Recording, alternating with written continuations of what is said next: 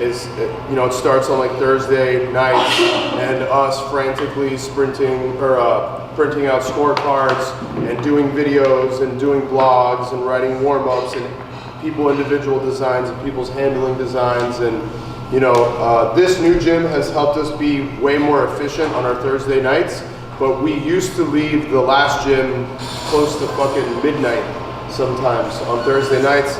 And then our morning crew has to get here at 5:45 a.m. Guys like Anthony taping out the whole floor. We have a concept of where we want video cameras to be and so on and so forth. So if it wasn't for these guys, it wouldn't be possible for us to do as much as we do and to do it as often and as big of a scale. So I want to give these guys they've been very helpful to accomplish these goals and for us to grow as much as we have been. Today we're going to talk about two main things. We're going to quickly summarize the Open and our thoughts on the Open, and then we're going to move on to talking about our next year, mostly our first phase of training. Last year, after the Open, we had a meeting just like this, and we talked about our whole layout for the year. We're going to try to do this every training phase. And if we don't get a chance to doing these because of seminars, clinics, or competitions that come up on the weekends, we'll definitely put them on video. We'll continue to podcast on them and send them to you guys so you guys have an understanding of what it is. We feel doing this is important because, number one, it holds us accountable, but there's a level of transparency between us and you guys. You guys understand what the training plan is. You guys can see how much work we put into it, and you kind of have the right expectation going into your next training phase or your training block, whatever it may be.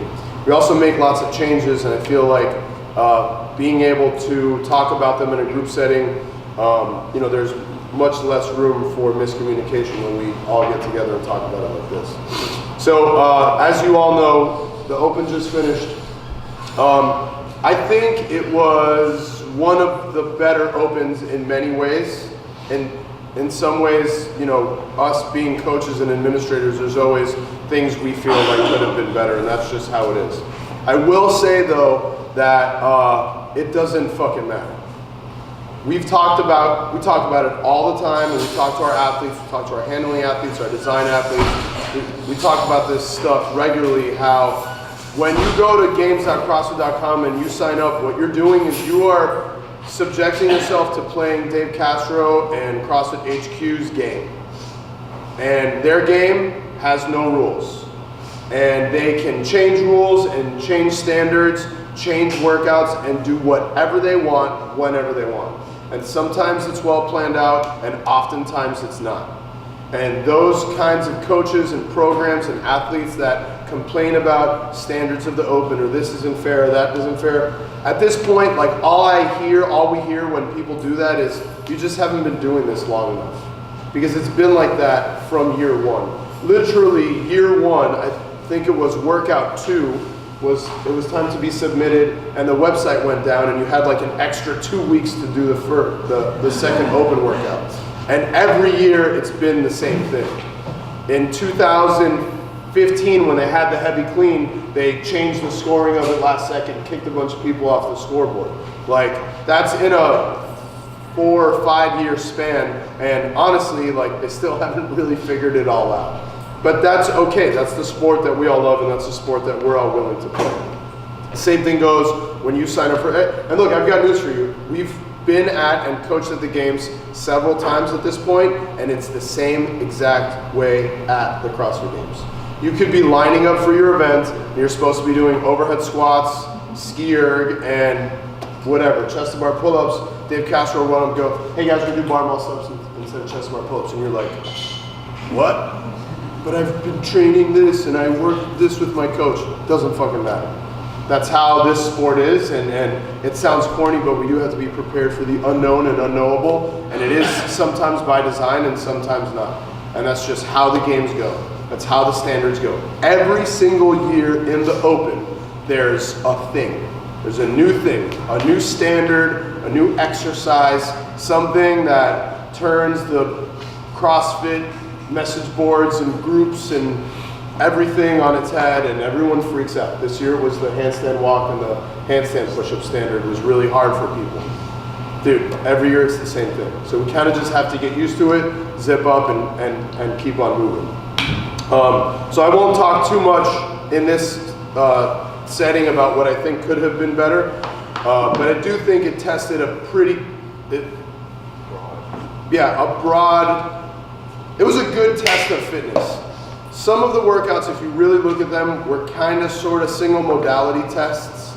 I'll give you an example. Like the first workout was essentially a rowing test. Kind of. I mean, it wasn't a rowing test, but if you were really bad on the rower, you paid the price for it. You know? The clean workout was obviously heavily weighted by the clean.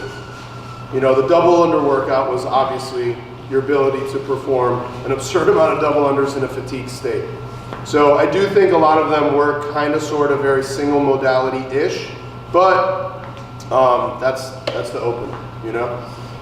That's the only real data that's the only opportunity that we have to put our names on a leaderboard, and that's the only like concrete data that we can go on from year to year. And I know a lot of us, me included, people get very emotionally wrapped up in the moment and in the open. And it's funny how oftentimes we meet with an athlete that's like having a really hard time in the open. We pull up the leaderboard from the previous year, or 2 years before that, 3 years before that. Almost every single time people are making some kind of progress on the leaderboard when you're comparing yourself from year to year. Maybe not between you and others that you want to compare yourself, but from year to year almost. Okay, maybe except Julian. I'm sorry. So that I think is like the best gift that the Open gives us, is being able to do that. Now I'll say that that's true mostly depending on your experience in the sport. The longer you stay in the sport, the harder it is to make that kind of progress. I'll give you an example. He's not here right now, and I would really like to use him as an example, but someone like Greg, right? Greg walks in, Greg's, 5-6 months into doing CrossFit, and he makes a really big impact his first full open. That's probably like, that's not close to his ceiling, but that's pretty close to what his natural potential is, due to many circumstances. For that kid, mostly it's up here. He's got it really well screwed together up here, believe it or not. In some ways, like when it counts fitness-wise, he can really disassociate himself and empty the tank and black out. And that's honestly what's needed in the open for many people, is having the ability to do that. But I use him as an example because it's like, holy shit, this guy's 4-6 months into CrossFit, and look at the big impact that he's had, right? As where someone who's been in the sport for 7-8 years, for you to expect to have a 20% increase from year to year becomes very challenging. You're not, if you've been in the sport for a long time, or you're at the top, close to the top of your potential, you're not gonna have that 20% increase from year to year that we talk to most of our athletes about. All right, so when you're thinking about the Open, everyone, like, a year from now when the 2019 Open comes around and we talk to you guys about, like, you gotta remember the lessons that you learned. Some of you guys suffered tremendously on like, your thing was like you strategized like shit. We did videos for you, your coaches talked to you, we did as best as we could, but you still strategized like shit when it came down to it. Because at the end of the day, it's on you guys. It's not on us. We're not gonna take credit for everything, and it's also, we're not gonna take the fault for everything. It's on you guys. At the end of the day, when the clock starts, it's all on you guys. So some of you guys didn't transition well, some of you guys' mental game needed to be better. Whatever the case may be, in a year from now when we talk about it, that stuff needs to stay present in your guys' mind, and it's gonna be tough because it's gonna be one long ass year of training. But everyone has something that they can take home from this year's Open.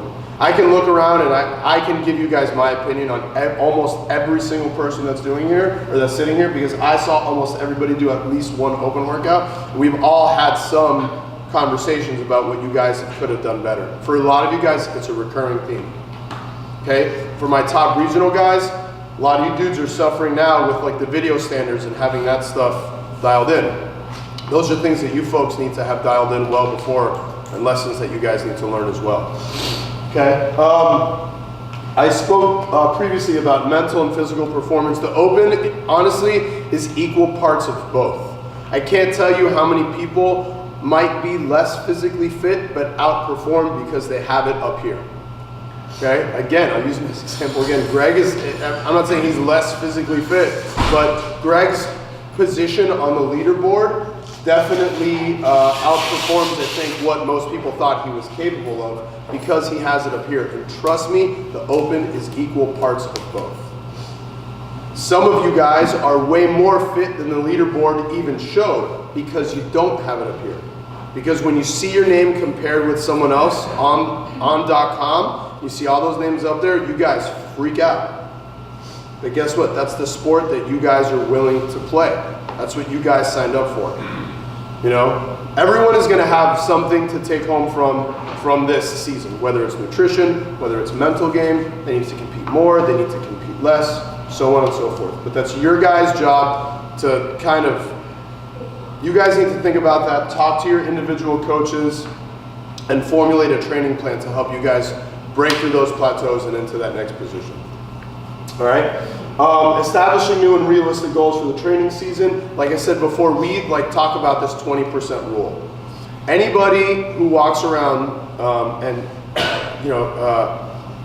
someone who walks into the gym, they just did the Open, they finished 1,000th in the region, and they say, next year I want to be in the top 50. Okay? While there are exceptions, that is most definitely not the rule. When I sit and I talk with someone about their training goals and where they want to be from year to year, if they tell me that they have that goal, I go, good for you, Chief. I might throw you a brother. Good for you, slugger. But that shit is not happening. I'm glad that you have that belief in yourself. And again, there are the exceptions. Okay, within 2 years of competing, Matt Frazier was dominating the CrossFit Games. There's definitely exceptions to those rules, okay? But for us, it's a 20% increase from year to year. So if you're sitting in the leaderboard and you're 500th in whatever division, we expect a 20% increase from year to year, from 1 year to the next. So if you, and look, when you break into new divisions, those rules change a little bit. When HQ announces changes, because they will, those rules change a little bit. When things go from teams of 4 to teams of 6 and back and forth and whatever it may be, those rules change a little bit as well. But this is, I think, the minimum of what, no, I shouldn't say the minimum, the average of what everybody can expect from year to year. You guys agree? Yeah. So now, but that depends again on your years in the sport. When you're brand new in the sport, how many times have you guys heard, I know many of you guys train and coach at or involved in other gyms, general population type of folks, and you hear people say, I deadlifted my 1 rep max 30 times yesterday in this workout. Okay, that's your exposure is very limited. How many of you guys, when you started your first organized training plan, whether it be Team Soul or something else, crushed mad PRs very, very, very quickly? The reason is you have very limited exposure to an organized training program. It's not a Team Soul magical thing. It's not an Invictus magical thing. It is your first exposure to an organized training program. Just like people's first exposure to CrossFit, they will hit PRs on everything every single day. But that's just because their exposure to all of these exercises are super limited. They're not really your PRs, it's just really the most that you've done. So your first 2 years in the Open, you can absolutely make 80% increases and big jumps on the leaderboard. If you come in and this is your first Open, you're 3, 4, 5 months in, you don't know anything. Have no idea what you're doing. Next year, you could very easily make a giant leap on the leaderboard. So it takes a few years to find your groove, to figure out where you fit. So I know a lot of you guys are still in your first year, second year, even third year. For the most part, it's a long journey. There's people sitting in this room that have been doing this for 6, 7, 8, 9, pushing fucking 10 years. and are still, and they've reached a lot of their goals, but are still trying to get to where they want to be. So just appreciate that and understand it's a very, very, very long journey for most, not for all, but that is most definitely the rule. Okay? If you guys want to jump in anytime, go ahead. I'm going to throw stuff at you when we get to the phase one. Okay. All right, so enough of the open. Does anybody have any thoughts, questions about the open or last year specifically?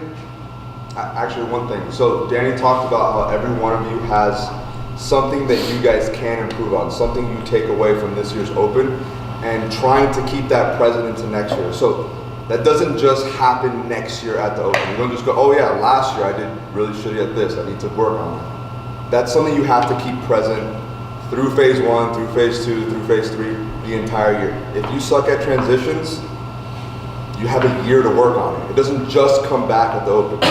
Everything, the mental game, whatever your weakness is, you have an entire year to work on it. Don't forget about it now and just think, oh, next year's open, I gotta work on it. You literally start Monday working on whatever it is. All right? I would say the biggest thing that I notice, and you can start on, week one of testing, even the aerobic stuff, is most of you are like, D, this is my plan, and you go into it and you went in with your plan, and in the first 2.5 minutes, your plan went to shit, and then you have no idea how to pick it up, move with it, change your plan on the fly. That's something you can start working on Monday. Any workout, you have a plan, it doesn't go, you need to be able to adjust on the fly, and I would say that 70% of you are not able to do that right now. So. Yeah, I agree. A lot of times people say strategy and a plan, and it's all about kind of moving the chess pieces a little bit as you go. If you're the kind of person that always, I'll use Alfredo as an example. Every time there's a big workout or open workout, he watches someone do it, he's like, I do it all unbroken. Of course, it doesn't look that hard when they do it. It's not gonna be that hard, and it kind of falls apart. And guess what? It's okay if the plan falls apart, but we all need to start getting to the point where you know what your second and third and fourth gear is. It's not just here's where I'm repeatable in chest to bar pull-ups, here is what my capacity is, and that's it. No, it's here are all of my gears. Here's everything I'm able to do. It's not just one plan and done. Because look, it's not applicable for everyone. Can't tell you how many times we set a strategy for one of these guys to do an open workout. They sit down, the 3, 2, 1, go, the clock starts, they're starting the workout, and I go, oh my God, we told her to do her fucking muscle ups in 3s. This idiot's doing them in 8s. But sometimes, holy shit, it comes together and it works. But that's the that's not the athlete not listening to the coach. What that is that athlete knows themselves better in some situations than we do, because it's about you guys, not us. All right? Okay, so off-season training. We've talked about this a lot, but many of you guys are new and have not heard this. So if you've heard our strategy and our concept on off-season training, forgive me, but we believe that this is something that's very important. So what we like to do, and you guys probably won't be able to read this terrible fucking handwriting, but essentially, let's start by looking here. This is what the open looks like. Okay, this is what our on-season training looks like, where sports-specific training takes the priority.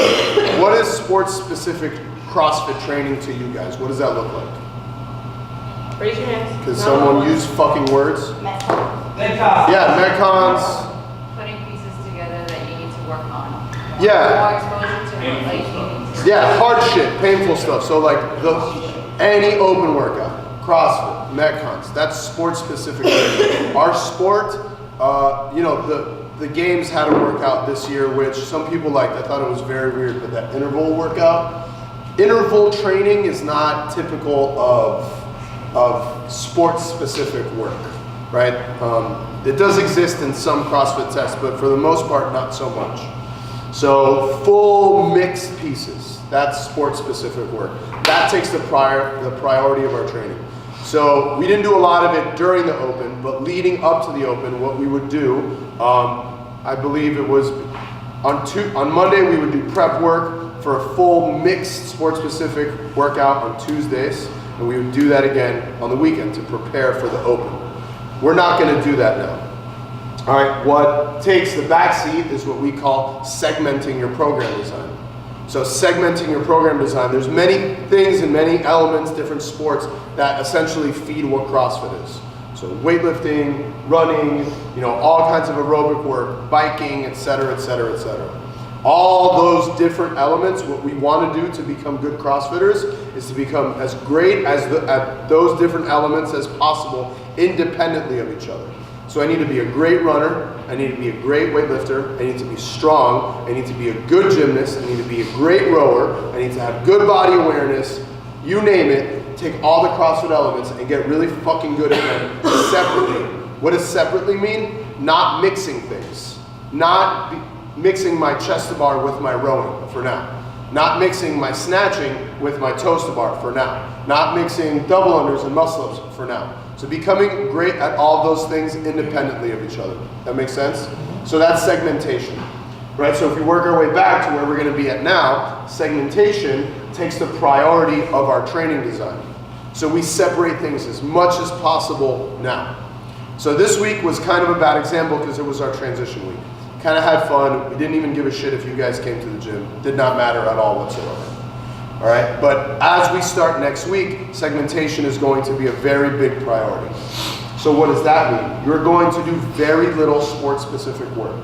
You're going to do very little WODs. There will be things that will look like on paper that they might be structured like WODs, but they're not really. Okay, to be honest with you, we throw them in so you guys can still have fun. So you guys can still have some communal aspect of training that you guys share, but it's really not important right now. If you had to pick something to miss, I don't give a fuck if you even do it right now. It's not the priority. Okay? Any questions about this? No? You guys kind of like hear that, and then you're gonna like see it on paper, and like week 1 will go by, and week 2 will go by, and you're probably gonna start freaking out a little bit. Why aren't we doing wall balls and squat cleans? Like, why aren't we touching the barbell as much in like a fatigued state? Right now you're coming off and you're like, okay, you know what? The Open showed me that I suck at double unders mixed with whatever, like, holy shit, my wall balls need so much work, or whatever. Like the first workout, man, I don't know, my toes to bar, I couldn't do more, and you guys hear it and you're like, okay, but you guys are gonna freak out. Most of you who are like, I need to do CrossFit to get better at CrossFit. And I'm guilty of this as well. You kind of have to like trust us a little bit, and that we've like been through this, and that you're not gonna lose any of that. When we eventually revisit it and we come back to it later in the other phases, it's gonna suck a little at first, but if you've put all the work in, after like 2 weeks, it'll be right where you left off, but even better. That's the idea, okay? So I know you're like hearing it and you're like, okay, Danny, okay. And then week 2 is gonna come and you're like, holy shit, why aren't I doing box jumps and push presses and all of this stuff? Like your WODs are gonna be more like air squats and slam balls and kettlebell swings, okay? So like, be ready for that. Like I have to tell you, because I think as someone who like trains probably the most of all of us, I don't know, it works out a lot. he does single arm overhead carries. But I understand where you guys are coming from with like volume and like wanting to do like more WODs and more CrossFit. And if we see you like jumping in on the classes and like going to other gyms and like jumping in on those CrossFit classes, you're kind of undoing the work that we're trying to like set out for you to do. Now, if every now and again, for like peace of mind, you tell your coach, I really need to do a CrossFit workout, I'm sure we'll like meet you where you're at and like help you out a little bit. But for the most part, and I think all of them can agree with you, that with me, that like it's gonna be okay. Well, I mean, consider this. There's Greg. There he is. Here's Greg. There's that mental. So if you consider this, we all want to treat CrossFit as a sport. And most people agree that that's an important part of CrossFit, is treating it like a sport. So do what an athlete would do. Okay, pick your sport, whatever it may be. What do you think an athlete is doing the day after their season is done, the day after their playoffs are done, the day after they win the Super Bowl? They're not going and playing another NFL game. They're chilling. They're taking time to recover, rest, figure things out, meet with their coaches, figure out what they have to do to rebuild themselves to become the best version of themselves that they can be, because that's what it takes, and it takes time. And it's going to take a whole off season and a whole training camp to get themselves right back into shape. And as long as they're with a good team and following a good training plan, when the season starts, day one, those dudes are always ready to go. 100% of the time. And that's the same approach we take to this. Okay? All right, so let's move on. The outline of phase one. I'll let these guys talk. So starting with weightlifting. Okay, so for phase one, like I said, we're going to segment a lot of your lifting. We're going to reintroduce a lot of strength work. Okay, so that means more squats, more deadlifts, a lot of pressing, strict movements. We haven't done that stuff in a bit. We always start the year off with it. This year we're going to do something a little bit differently. We're going to jump straight into high rep squats. You guys will be crushed with volume on those. It's going to suck at first. We've had people test them. It's really shitty. You guys will adjust. You haven't done that stuff in a long time, and it's going to be really hard at first. But we need to build a base there, okay?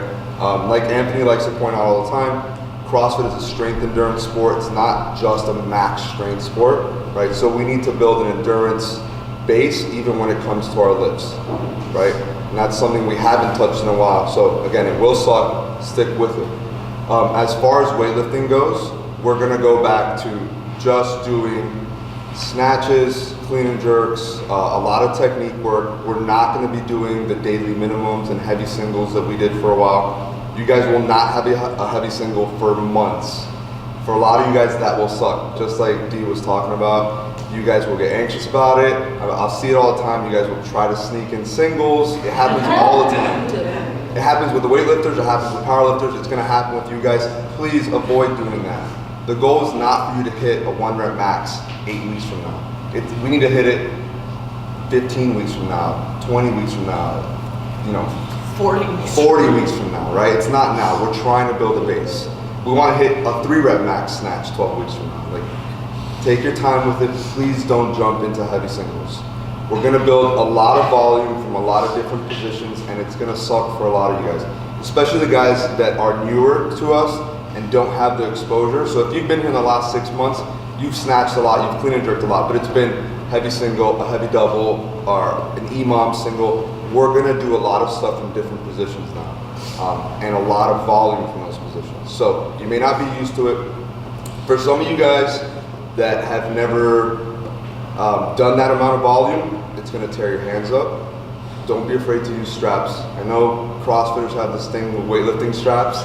It's okay, guys. It's okay to use straps when you're doing 5 sets of 3 from the hang. Like, that's fine. This is the time to learn to use them. Don't tear your hands up. We have a lot of strict gymnastics to do this off-season phase. If you tear your hands up snatching, you can't do all that other stuff. Okay? So be aware of that. The volume is going to be high. The positions will be different. It's probably going to suck for a lot of you guys. Don't abandon the plan and do 1 rep maxes, please. That's all I ask. Right. Okay. Building off that, speaking of strength endurance, so I've spoken to a few of you guys about going into something like handstand push-ups or wall balls, whatever it happens to be, and you say, oh, after 50 reps I burn out, I need to have a stronger back squat. I need a bigger 1 rep max. And like Lou was saying, it's not about that. It's about what we call strength endurance. It's about your ability to repeat repetition after repetition after repetition and so on. This sort of training is what's going to allow you to do 20 handstand push-ups unbroken as opposed to 10 and whatever other movement it might be. And it's, like Lou said, it's going to hurt now. It's going to be boring as all hell too. Because all you're gonna do is do squats, take a short break, do some more squats, take a shorter break, do some more squats, take a break, some more squats, take a break, some more squats, take a break, and then go push your sleds. And that's going to be the bulk of your training for the day, and that's it. And again, you gotta accept that. You gotta accept the fact that it's gonna be boring, and you're gonna get through that. Gymnastics now. So moving on to gymnastics, a lot of you guys talk about, I need to get better at X, Y, and Z in gymnastics. Get rid of the thought of working on kipping and swinging motions for this phase. It's going to be very little, if any. It's going to be... I think the only kipping we have for this phase would be in the bar muscle. Yes, and that's it. No pull-ups. We're gonna work on even things we might even call a strict butterfly pull-up. So a lot of tempo, strict work, a lot of things where you have to hold the top, hold the bottom, move, take 3 to 5 seconds to move from the bottom of a dip to the top of a dip. This is the stuff that will develop that strength endurance for you. And it's, again, about repeated exposure to these movements, okay? So getting stronger with all pressing, with all pulling in that regards. It's not just strength endurance. A lot of you joined us and you're like, holy shit, the Open's in 6 weeks and I've never done a muscle up, or I've hit one muscle up. Now it's just exposure to gymnastics and like the proper progressions to get there. Right. I think that'll be huge for so many of you. Being like, I can like kind of sneak out a muscle up or two, but then I get stuck on the dip. I actually never do dips. I think I've done ring dips once, you know. Right. So Yeah, so it's not just strength endurance. For a lot of you, it will be exposure and like laying down that foundation that you never got because you haven't been through like a full phase. You'll see those positions week to week. So ring dips, ring pull-ups, strict pull-ups on the bar. Where was I going to go with that? Oh, and something new we haven't really touched on a lot in previous phase is pistol work, single leg squat. We're going to start from the beginning. Start very beginning, and it's going to be 12 weeks, at least once a week, working on pistols specifically. But technical work on pistols, not moving fast like some of you fucking savages. Yeah, it's not going to be about how many, it's not AMRAPs and pistols, it's positional work. So we talk a lot about positional work and movement quality. So that's kind of the, again, on the boring side of training is like how well can you move. The better you can move, the better you can use your body and line your joints up properly, the more efficiently you can move and potentially the more reps you can get in. And the safer you'll stay long term. Like a lot of you guys can do a ton of strict, or a ton of like kipping muscle ups or butterfly pull-ups, but you can't do that many strict pull-ups, or you don't have a good way to pull up. Like, we need to develop that strict work. That's what's going to build connective tissue strength and keep you guys healthier long term. So this is the time to build that base. Yeah, ultimately when we talk about movement quality, it is injury prevention for you guys. You hear so much about our sport, about all these injuries that people sustain, and it always comes back to, oh, it's because they're swinging on the rings, or they're swinging on the bar, or whatever it happens to be. So, yeah, exactly. Yeah, no one gets hurt doing this. We keep talking about like boring. You guys are gonna be pissed. You guys are gonna be annoyed. It's boring. And look, in many ways, like what drew most people into CrossFit, it's like the dynamic of the class, the general fitness goals, and for some of you, competing. So the reason why we say that is because this concept is really the antithesis of a lot of those things, and it sets the patterns and the building blocks for a lot of that shit. So, yeah, in many ways, that is the case. We wouldn't dream of telling a class person, someone who, and there's nothing wrong with classes. We have people that took classes that whooped some of you motherfuckers' asses in the Open this year. So, I'm not taking anything away from that. My fitness is there, and so are many other people up here. If this is training like an athlete, and these are conversations that we're having with you guys as athletes, not our general fitness population. So please keep that in mind, that there's two demographics that we're talking to and that we serve and coach here. All right, moving on. Sorry. Yeah. Well, first off, with assistance work, you're going to be exposed to a lot more variety and a lot of new exercises. So even for you guys that have been with us for 2, 3, 4, 5, 6, 7 years, you're going to be exposed to a lot of new stuff, and there will be a learning curve, and you just got to be patient. Okay, your best friend is going to be YouTube for a lot of these things. We're not going to baby you guys and post videos for every single thing. If you haven't heard something, do some fucking homework. Look on YouTube before asking your coach. It's a very good tool. Or do what Jesus does, and he has all his questions for me at one time. That is very good too. I actually really appreciate that. I'm Yeah. not calling you out. Yeah, like if you are like, hey D, what's this? And you go to and you're like, I don't know what's this. Hey D, what's this? Like, I really want to strangle you. I'm just being very honest, and I'm not speaking alone on I was this. gonna say, probably not the only one. Yeah, I'm not speaking alone to this, but I'm the most honest, so I'll say it. She's But definitely the loudest. so Jesus usually comes up to me, he's like, hey D, I have a few questions for you, and he'll be like, A, B, C, D, E. And then he's like, okay, thanks. And he won't come back again. All right. And then, so that's, Let's move on because we gotta start wrapping some of this up. So some of the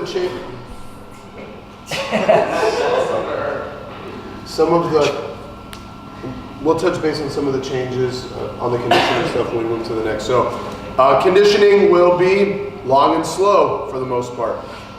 Again, there are some mixed stuff sprinkled in there for you guys, but it will be very long, very slow. A lot of single modality stuff, a lot of just ski erging, only rowing, only biking, only running, only sled work.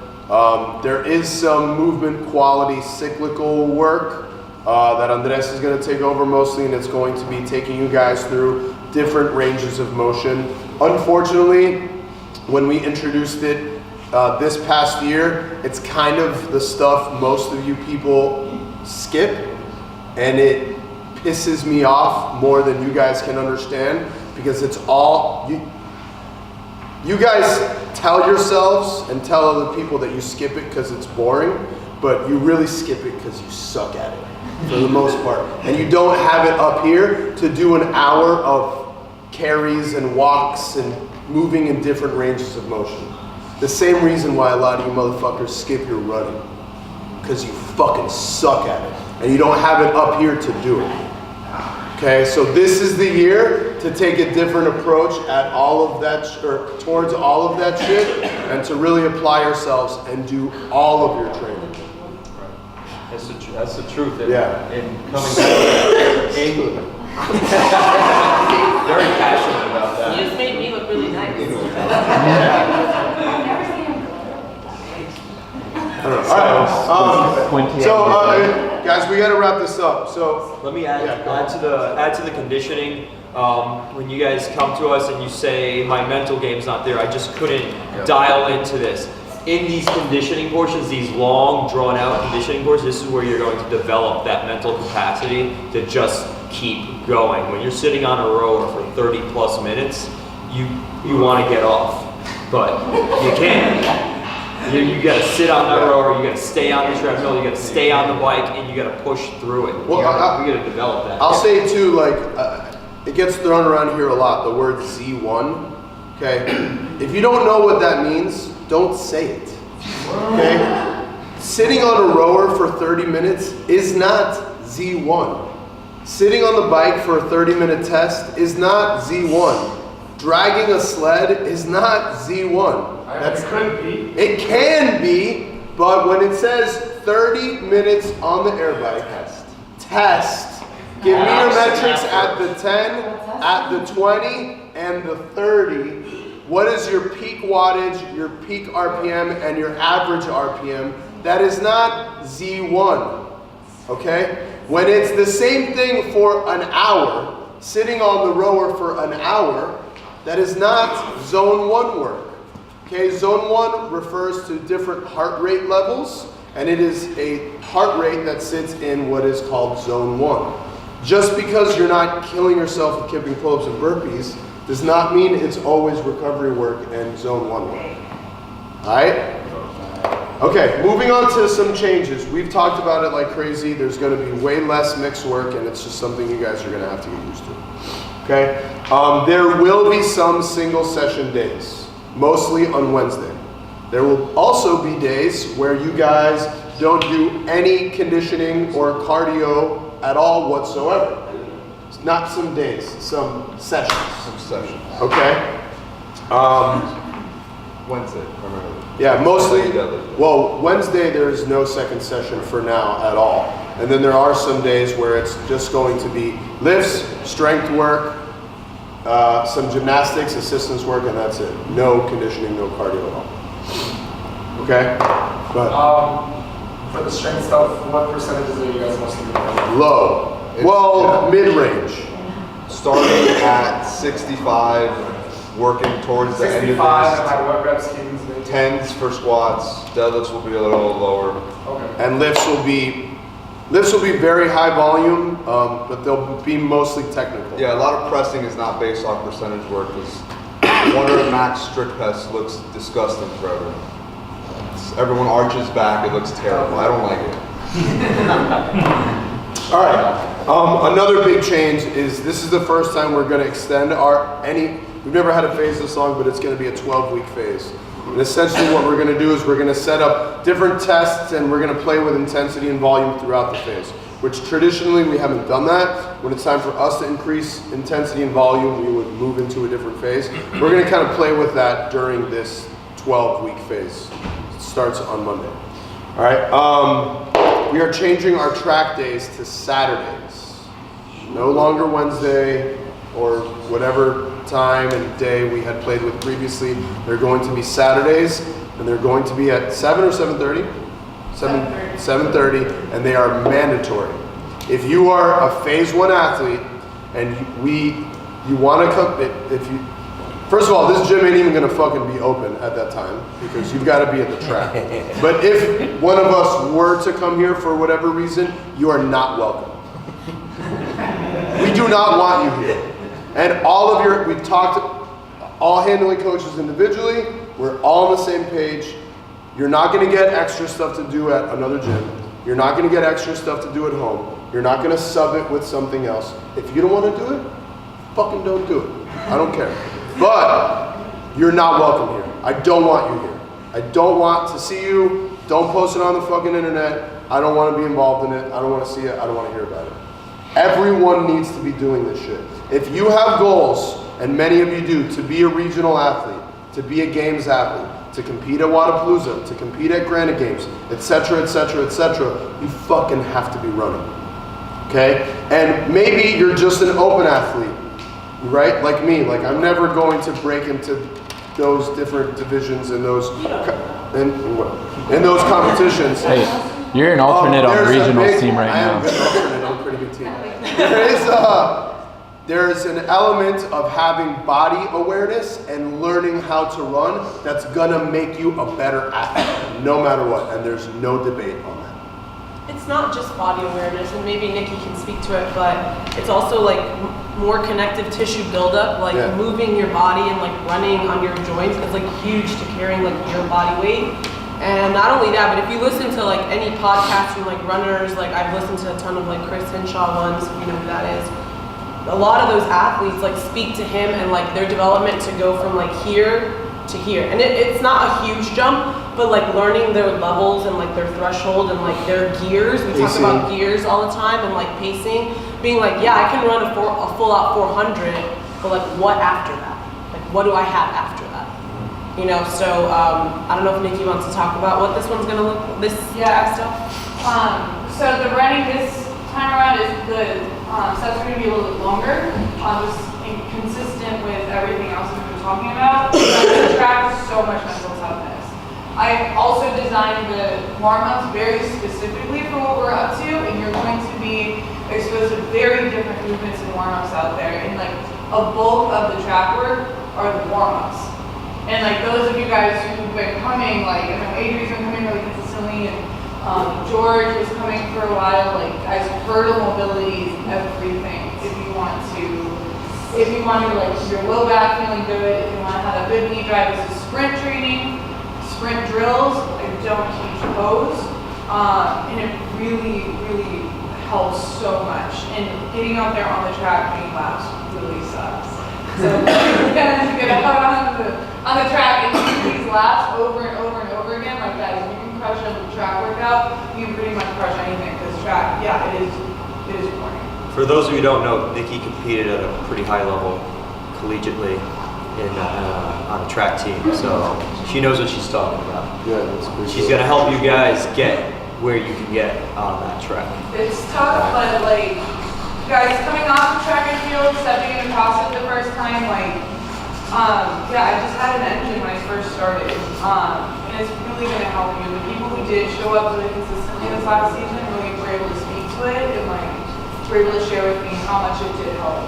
So that's what I love doing. So please, Okay, moving on, we're going to be designing some heart rate work as well. It's mostly going to come in the way of learning, well, not learning how, but learning what a lowered heart rate in recovery and rest periods will be like. So an example will be perform X amount of time, you know, whatever amount of time on the bike at whatever percentage RPM of your previous test. Get off the bike, test your heart rate, and you're not allowed to jump back onto the bike until your heart rate is at a more of a recovered heart rate. So we expect all of you guys to know what that looks like. Do a little bit of your own research. Bring a heart rate monitor. Buy one if you don't have one. There's many of them on the market, but we're going to be using that a lot as well. Don't think you have to get the top of the line one. No. It's all relative scales for you too. So if you get a cheap one and it's measuring what X amount. Honestly, you're just looking for differences in your life. It's kind of a pain in the ass, but your iPhone will do it for you. There's heart rate apps, and you put your thumb on the light and the camera, and as long as you have that set up near wherever you're doing your piece, you can put it on there and it will tell you.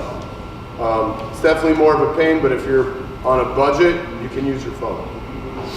All right, tests. So we want to go over the very few tests we're going to have in this phase. Number one, well, two of them, we're going to have a 30-minute row and a 30-minute bike test. Okay? We are going... I didn't hear enough of them. Sorry? I heard like, worse.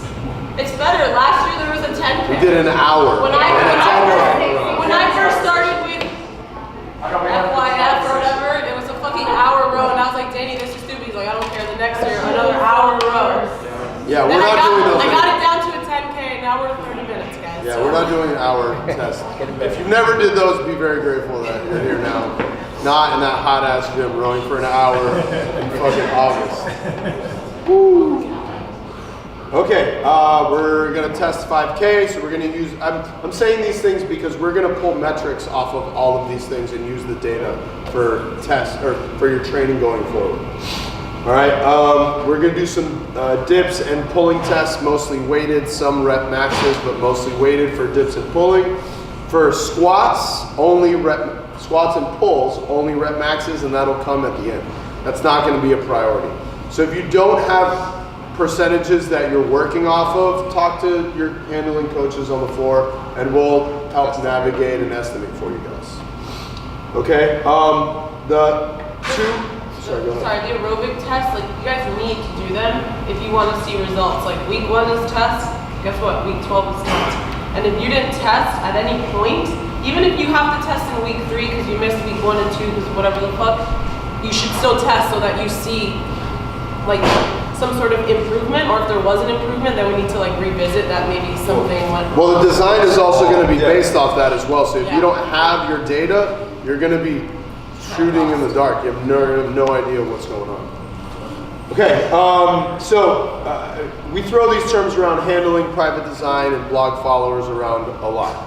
A lot of you guys jumped onto handling and some private design right after Wadapalooza and right before the Open, which is great, and we're very happy to have you guys, but in my opinion, that is a really hard time to jump onto handling and private design because your coaches don't. We know very little about you guys at that point. And honestly, the only thing, if you jump on private design or handling 2, 3, even a month, even 2 months before the Open, all we can do at that point is make sure you don't get hurt and you're less of a fucking basket case. So the best thing that you guys can do if you've been considering jumping on handling or private design is to consider doing that now. Okay.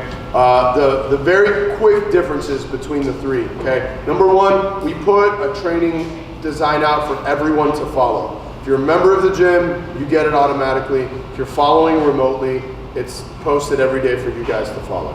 Okay. That's set around the regional, mid-level regional/regional hopeful style of athlete. Okay, so for a lot of you guys, it's a little bit, it's a tiny bit outside of your reach, to be totally honest with many of you guys. It's a little bit above your skill level, it's a little bit above your capacity and your strength levels. So what we offer, and we do it for remote people and in-house people, is a program called Handling.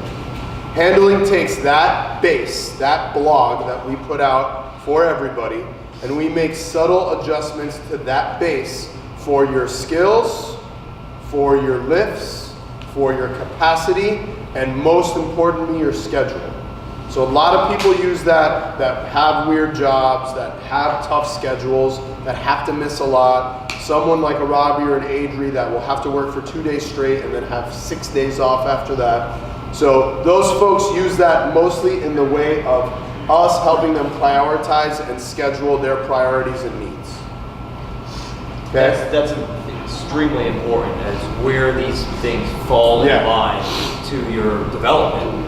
You don't want to, just like when you guys come in and you try to do primary and secondary back to back, it's not ideal for you. So we like to, that's what we do is we want to schedule for you guys so you know when to come in, how much to do, and optimize your recovery and your next day, your next week, and so on. Okay, private design is a 100% catered, customized, individualized training design program. There's a lot of pros and cons that come along with that. Pros are, it's just for you. It has all the things you need. You might take elements of the blog from it, because there's some good work in there and there's some good testers that may be appropriate for you, and if they are, why wouldn't we use them? But it is just for you. Cons are, you don't get to train with a group much of the time because it's all for you. All right, so consider that. If anyone wants more information on that stuff, just email me. Don't talk to me about it after, because I have a bunch of different things I have to do today. So email me, Danny@CrossFitSoulMiami.com, and we can talk about it this weekend. I'll respond to you before the day is over.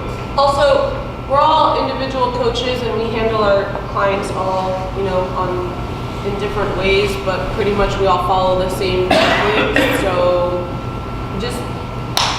I kind of speak to this in the sense that hey, what do you have today? Because my coach gave me this. It's not really where we want to go with the handling or the design. What you have is for you and what you talked about with your coach, and it's based on your goals and your needs and your schedule. It's not so that you can talk to someone else to see what they have, to see if you're getting anything differently, because maybe the way Lou gave something to Irving would be different than the way I gave it to Carrie, based on, who knows, maybe ankle mobility or his schedule that day. So he really needs to prioritize that conditioning piece over yours, or the conditioning piece could be a mix of Mondays and Wednesdays, because he's not going to be able to come to the gym until Saturday, something like that.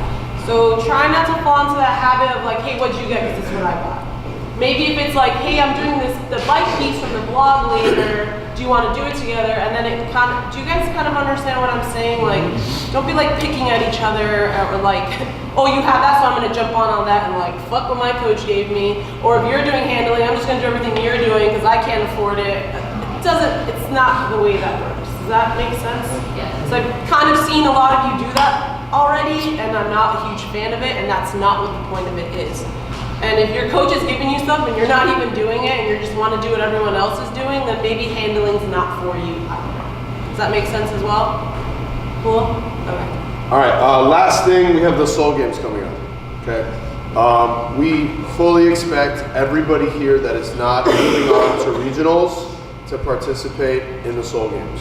The Soul Games will, number one, help raise funds for whichever teams move on past the next competition, which is regionals, hopefully if that happens.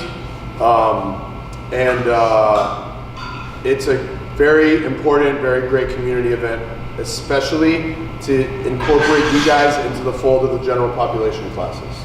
Okay?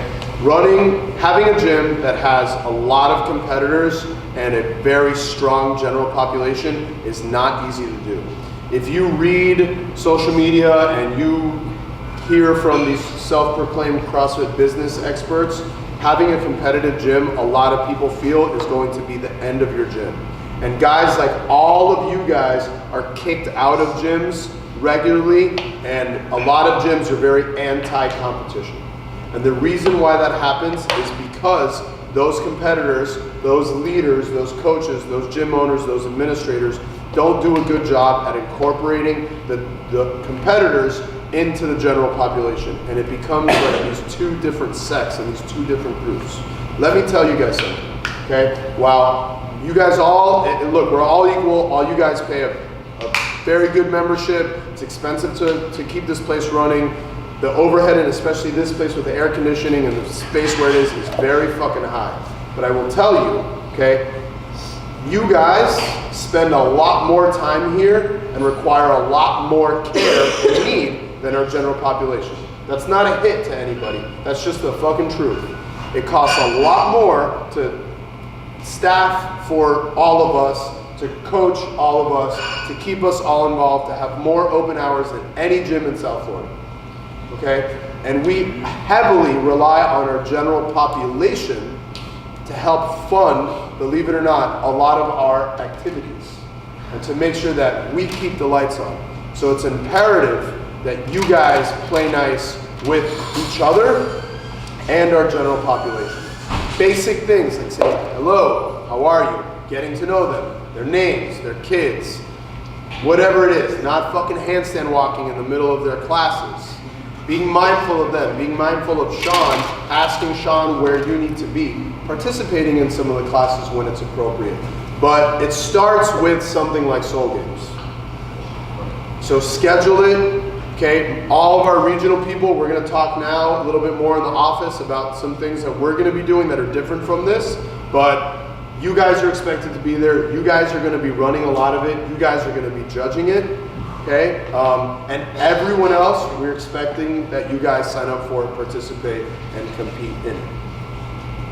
And if you are competing in it, remember you're not going to necessarily be preparing to compete. Yeah, it's a community training day, fun. Right. We're not 3 or 4 workouts. We're not going to build you up to it and say, oh, we're going for podium here. We're just doing, it's a training day. It's a training day. I really want to be Billy Lynch. We're going for podium here. Yeah, right? It's a training day. Just take it as a training day. Just building the podium. Right. Huckleberry? I like that. That goes for any other competitions that may or may not come up in this 12-week time span. We are going to discourage that as much as possible. Yeah. But if it's something, oh, my wife wants me to do this with her, we can put it in as a training day possible. All right. Talk to us about it. We got to wrap this up. Does anyone have any questions, comments, feedback, anything at all? I got something. What? So as I sat here through this meeting, I heard the same recurring theme, like it's gonna be boring, it's gonna be boring, it's gonna be boring. I've been competing for a while now. Danny's been doing CrossFit or has had a CrossFit gym for a long time. And when I started competition, everybody thought you had to do tons of CrossFit to be better at CrossFit. The sport has evolved, and this is the stuff that's gonna make you better. Like you guys, if you're trying to be a true athlete, look at the 30-minute row, 30-minute bike, all your accessory shit that you're gonna have to do. Like, oh, you're not gonna be doing tons of CrossFit. That's okay. I did a ton of CrossFit in the beginning. We thought doing tons of CrossFit. Me, Noah, John, we were fucking doing 3 sessions on Saturdays, 4 sessions. And where did that get me? Individually, it got me injured. Noah was younger, so he could handle that volume. But some of you guys, if you have true goals, this is the foundation that you need to get to that goal.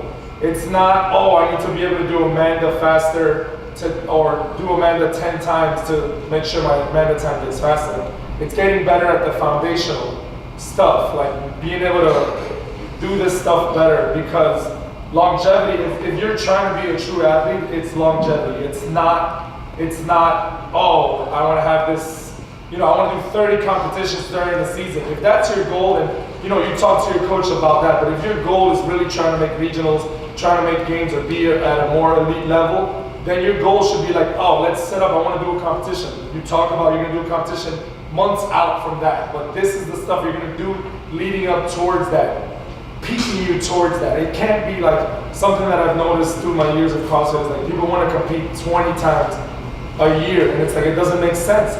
Professional athletes have off seasons. They take months off, like he was saying, to talk to their coaches, to rest up, and then they set up a new plan. This is setting up your new plan. If you didn't make it to regionals, then you're setting up your new plan. You're starting the foundation. It's gonna be boring, all right? It might not be sexy is what I usually tell people. It's not gonna be sexy. It's not gonna be the, 10-minute AMRAP or, 4-time shit or whatever.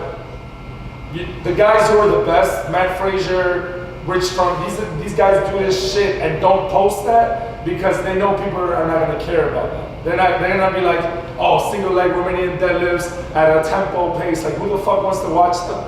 Nobody. Everybody wants to watch them fucking do a backflip and then shoot a bunch of targets. Anthony watches that shit. Yeah. Maybe the one person, but he's got 1 million followers. Nobody cares about that. If you care to be a better athlete, no matter how boring this is to you, just fucking do it. Just do it. Not only are you gonna stay healthier, but you're gonna become a better athlete.